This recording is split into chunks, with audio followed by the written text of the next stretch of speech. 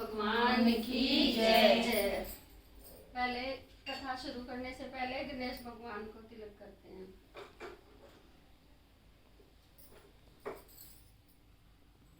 जोत को तिलक करें और जो गोला नारियल लाते हैं गोला है ना उसको तिलक करें। ठीक है। और पहले भेजने हो तो बेशक आज कर ले, नहीं भेजने हो तो कल ही करने चाहिए तिलक। हाँ, और सब तिलक कर दो।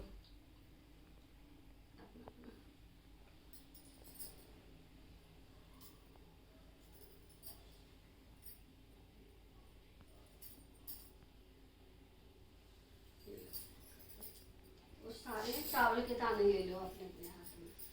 चावल के दाने लेकर तब कथा सुननी चाहिए।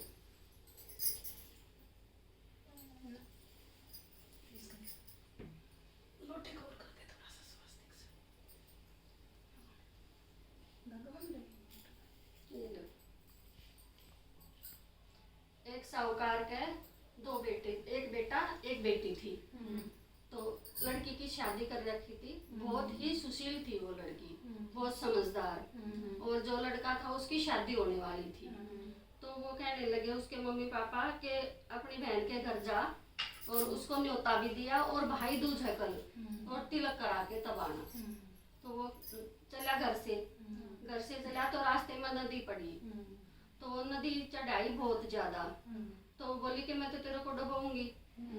तो वो बोला कि नहीं, आज गंगा मैया मुझे जाने दो, कल मैं वापस आऊंगा तब मुझे बेशक डबो देना, पर आज मुझे बहन के घर जाना, कल भाई दूज है, तिलक करा के आना है मुझे, तो आज मुझे छोड़ दो, जाने दो।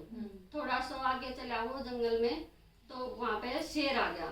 तो शेर बोला कि मैं तो बहुत भूखा हूँ, तुझे खाऊंगा। तो बोला कि आप ऐसा करना कि मैं कल वापस आऊंगा तब मुझे खा लेना, पर आज मुझे तिलक कराने जाना बहन के घर, आज मुझे छोड़ दो। तो उसने भी रास्ता दे दिया, वो चला गया। फिर थोड़ी दूर चला तो उसको सर्प मिला। तो सर्प कहने लगा कि भाई मैं तो तुझे डसूंगा। तो वो बोला, इतनी विपत्ति आई उसके बाद एक के बाद एक पर है उसने रिक्वेस्ट की, प्रार्थना की तो सबने रास्ता दे दिया। सर्प भी बोला कि उन दोनों ने छोड़ दिया तो मैं भी चल कल देखूंगा, कल आना। तो वो चला गया बहन के घर। बहन के घर पहुंचा तो बहन चरखा काट रही थी। वो बाहर से आवाज लगा रहा था, पर वो तो चरखा काट रही थी तो उसका सूत टूट गया। तो हमारे में ये बोलते हैं पहले की बड़ी बूढ़ी औरतें, अगर सूत टूट जाए और वो पुण्य नहीं जुड़े तो तब तक वो किसी से बात नहीं करेगी। और भाई बाहर से आवाज लगा रहा है कि बहन, तो वो उसने सोचा कि घर पे कोई है ही नहीं, वो वापस चल पड़ा। तो उसका पुण्य सूत जुड़ गया। अगर वो बोलती तो उसके भाई को और कष्ट आ जाता। तो वो बोली कि भाई रुक, मैं यही हूँ, मेरा ऐसे ऐसे सूत टूट गया था तो इसीलिए मैं नहीं बोली। ठीक है। तो वो बोला कि ठीक है बहन, भाई अब तू अंदर आ जा। तो उसने बोला कि खाना बना रही हूँ मैं। तो वो भागी गई एक पड़ोसन के पास। तो वो कहने लगी कि जब कोई अपना खास आए, सबसे प्यारा, अपनी जान से भी प्यारा, तो क्या बनाना चाहिए, कैसे बनाना चाहिए। तो वो उसने ठीक सलाह दी उसको। वो बोली कि है ना, तुम तेल में चौका लगाना ना, उसमें हाँ तेल में चौका लगाना और उसमें चावल बनाना। तेल में चावल बनाना और चौका लगाना, उससे हम क्यों बोले। तो वो बोली कि ठीक है। तो उसका चौका सूखा ही नहीं, पानी तेल में चावल चढ़ा दिए उसने और चौका उसका सूखा ही नहीं। तो वो खाना तैयार ही ना होए। तो वो कहने लगी कि भाई एक भूखा हूँ मैं, दूध में पूड़ी बनाना। हाँ, दूध में पूड़ी बनाना। तो वो बोला कि बहन मैं भूखा हूँ और इतने देर लग रही है तुझे बनाने में, तो कैसे क्या कर रही है तू।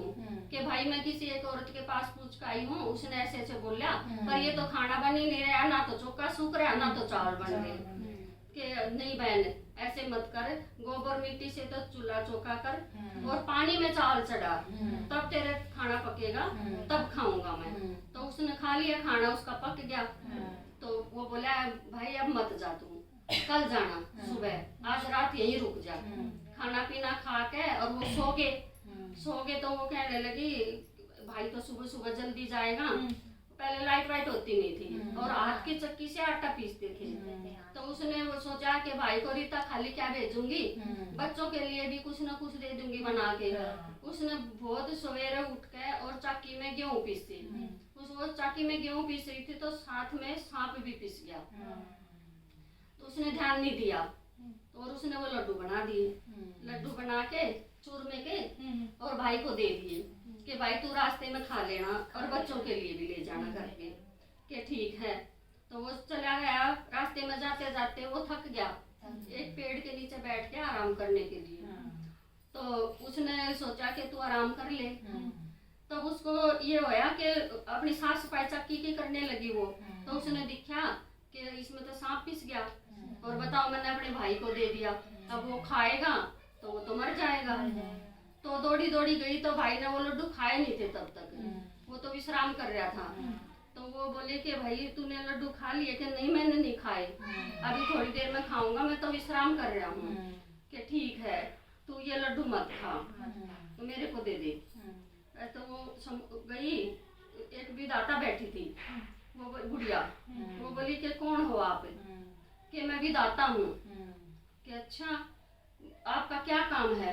कि मैं ये बता देती हूँ कि आगे किसके साथ क्या होने वाला है, कि बताओ। कि है ना मैं तो उसको खोज रही हूँ, ये पत्थर है इतनी इतनी बड़ी बड़ी शिला है, मैं तो उसको खोज रही हूँ, उसको दबाऊंगी शिला के नीचे जिस बहन ने सांप पीस दिया चक्की में, ठीक है, और उसके भाई को ढूंढ रही हूँ और उस पर ये पत्थर डालूंगी। तो वो समझ गई कि सांप से मेरे से ही पीछा है। कि जब तू विधाता इतनी जानती है आगे की, तो इसे अपने भाई से बचाने का भी उपाय जानती होंगी, तो वो भी बताओ मुझे। हाँ, तो वो कहने लगी कि ठीक है उपाय तो मैं बता दूंगी, पर ना आपने करना पड़ेगा वो। कि हाँ मैं करूंगी अपने भाई के लिए, तो मैं कुछ भी करूंगी। हाँ, तो वो बोली कि ठीक है तू ये उपाय कर ले कि गाली दे अपने भाई को, खूब मन भर के गाली दे, और उसकी शादी है ना अब, तो शादी में फेरे पे भी तू बैठना, तेल भी तू ही चढ़वाना, घोड़ी भी तू ही चढ़ना, जो भी काम करे तो वही करना। तो वो बोली भाई मैं तेरे को घर तक छोड़ कर आऊंगी। कि बहन तू तो 4-5 दिन बाद आने वाली थी। तो नहीं मैं तेरे को घर तक छोड़ कर आऊंगी। वो गई घर जाते ही माँ बाप भी थे वहां पे, सब के सामने ही भाई को गाली देना चालू कर दी। तो माँ बाप को भी गुस्सा आया, कहने लगे कि भाई तू ऐसे गाली क्यों दे रही है, तू तो ऐसी नहीं थी, तू तो हमारी बहुत समझदार बेटी है, और आज भाई को तू इतनी गाली सुना रही है, ये क्या बात है। तो उसने नहीं बताया, जब तक बोला था विधाता ने कि शादी नहीं हो जाए, इसके सारे काम नहीं निपट जाए, तब तक किसी को कुछ नहीं बताना है। तो वो सब अचंभे में हो गए। भाई घोड़ी चढ़ने लगे, तो बोले तू दूर हट, मैं घोड़ी चढ़ूंगी। फिर और गुस्सा आया सबको, पर ये है कि फेरे पे भी वही बैठ गई, सुहागरात की सेज पे भी वही बैठ गई आके। तब वो जब वो सुहाग की सेज पे बैठी ना, तो रात में वो सर्प आया काटने के लिए। तो वो कहने लगी कि ठीक है दूध पी ले, तू मेरे भाई को मत काट। वो नहीं मानना, उसने सर्प मार दिया, मारकर अपना छुपा लिया, नहीं बताया किसी को भी। और वो 3 दिन तक सोती रही। सब रिश्तेदार विदा हो गए, तो तब उसके माँ बाप ने देखा कि हमारी लड़की कहाँ गई, लड़की का तो पता ही नहीं वो कहाँ है, वो तो ऐसे भी पता नहीं क्या क्या कर रही है, उल्टे सीधे काम, और अब वो गई भी कहाँ। तब उन्होंने ध्यान किया, देखा तो लड़की सोई पड़ी है। उसको उठाया कि उठ, तू ऐसे ऐसे काम करके भी अगर तू सोती रहेगी। तब उसने अपनी माँ बाप को सारी बात बताई, सब बात कि माँ देखो ये सर्प है, और ऐसे ऐसे बात, ऐसे गलती हो गई थी मेरे से, ऐसे ऐसे मेरे भाई पर बहुत कष्ट था, बहुत कष्ट था, और अब मैं किसी को कुछ नहीं कहूंगी, ना गाली दूंगी अपने भाई को। अब शादी तक ही ये कष्ट था, अब मेरे भाई का सब कष्ट टल गया, ठीक है। जैसे उसके भाई का कष्ट टला, सब बहनों का कष्ट टल जाए, लंबी आयु हो, खूब स्वस्थ रहे सबके भाई। जय बोलो दूज माता की जय।